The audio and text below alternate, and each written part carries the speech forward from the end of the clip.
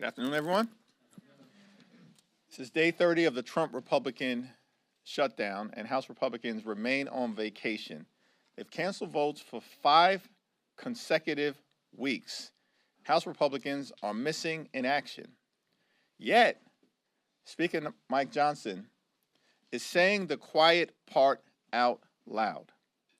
It's extraordinary that earlier today, Mike Johnson admitted that Republicans are willing to starve hungry children in this country and take away SNAP benefits starting on November 1st so they can pressure Democrats into gutting the health care of the American people.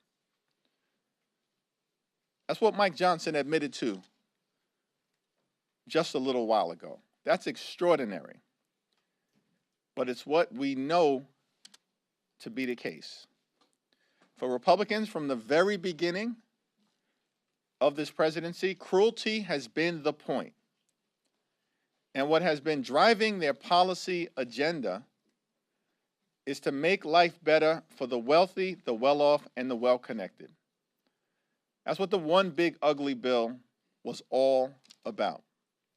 Largest cut to Medicaid in American history, ripping food away from the mouths of children, seniors, veterans, and families, and all of this was done to provide massive tax breaks to their billionaire donors.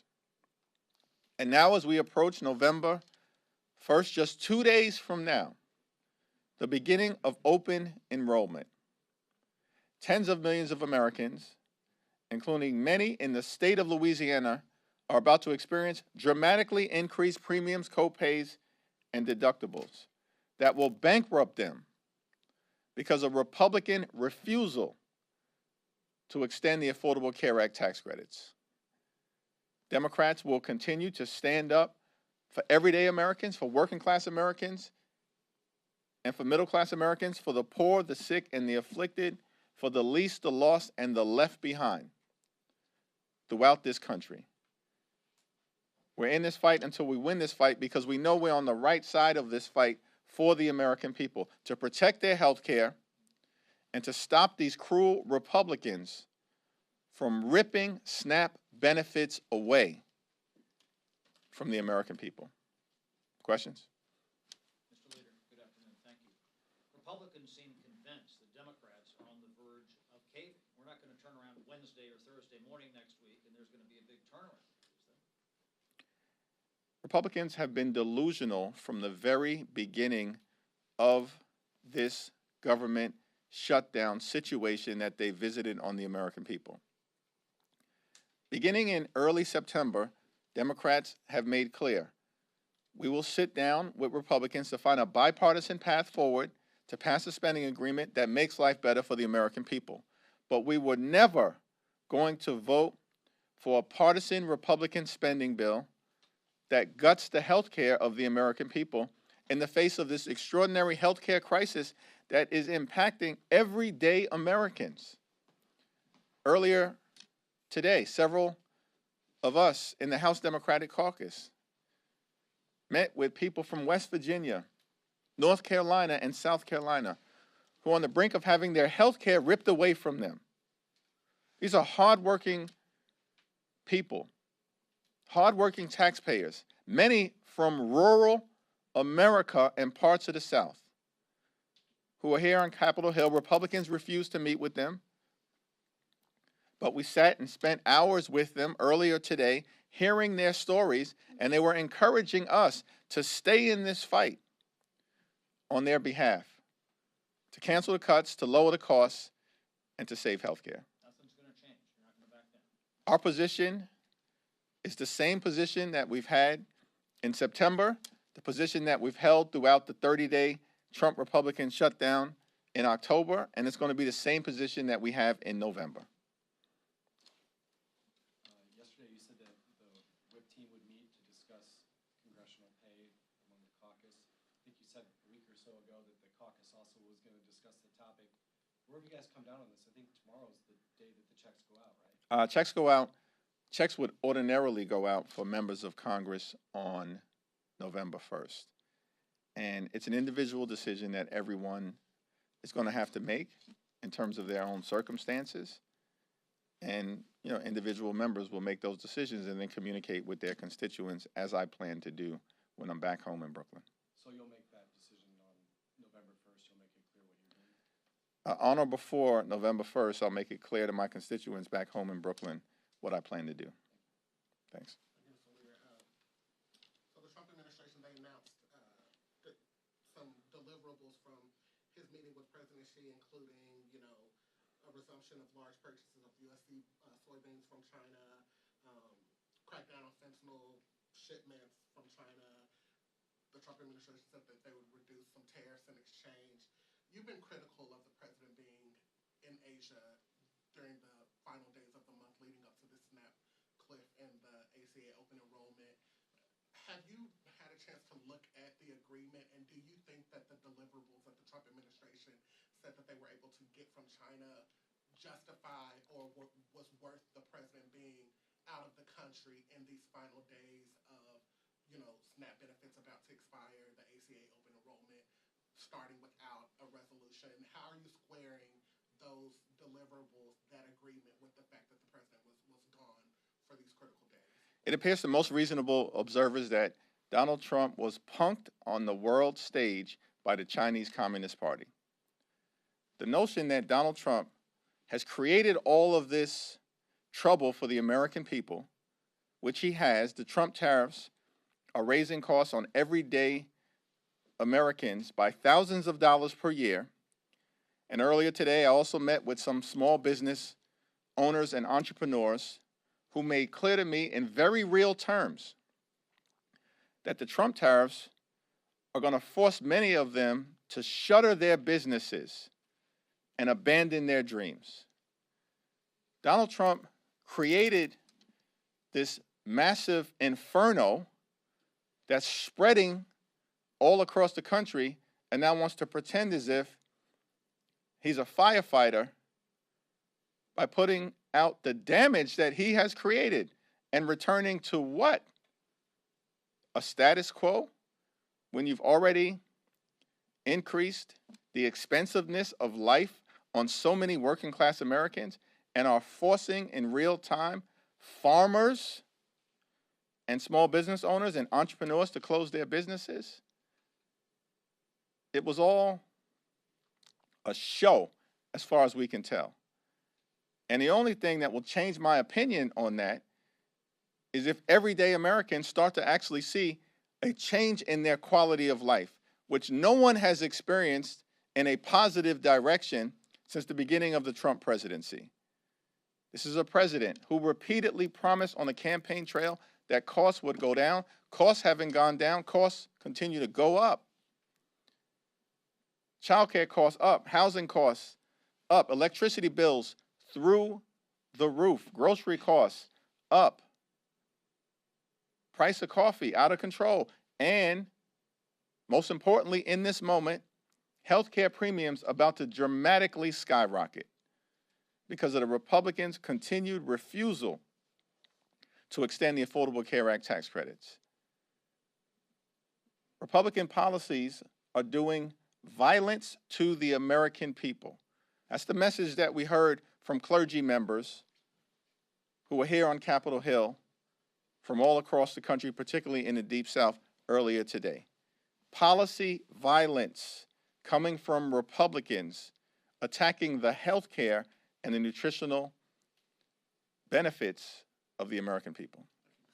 Thanks. I wonder if we could get your reaction to the apparent redistricting deal that was struck in Ohio. Does this help your efforts to retake the House? I haven't had a chance to review it. Thank you, Mr. Leader. As of today, both Delta and United Airlines have called for Congress to pass a clean CR. Is it now incumbent on Democrats to pass this CR and get these air traffic controllers paid who are experiencing delays and airport closures, and that's impacting other Americans as well? Is it your suggestion that the partisan Republican spending bill that has now been voted down by the Senate, 13 different times that guts the health care of the American people is a so-called clean continuing resolution? It is already a bipartisan CR, as it has some Democrats and independent that's voting for it, and it is an extension of those Biden funding levels, and we're just seeing these impacts gather and build up. There's been bipartisan opposition to the partisan Republican spending bill in both the House and in the Senate. And that bipartisan opposition in the Senate has continued 13 different times. Republicans hold press conferences every day, and you know what they do? They lie to the American people. These people are stone cold extremist liars, starting from the very top. And they haven't spoken a word of truth to the American people other than what Mike Johnson admitted today, which is that they want to rip away SNAP benefits from 42 million Americans so they can pressure Democrats to continue Republican policies that would gut the health care of the American people. No thanks. We're not going to do it.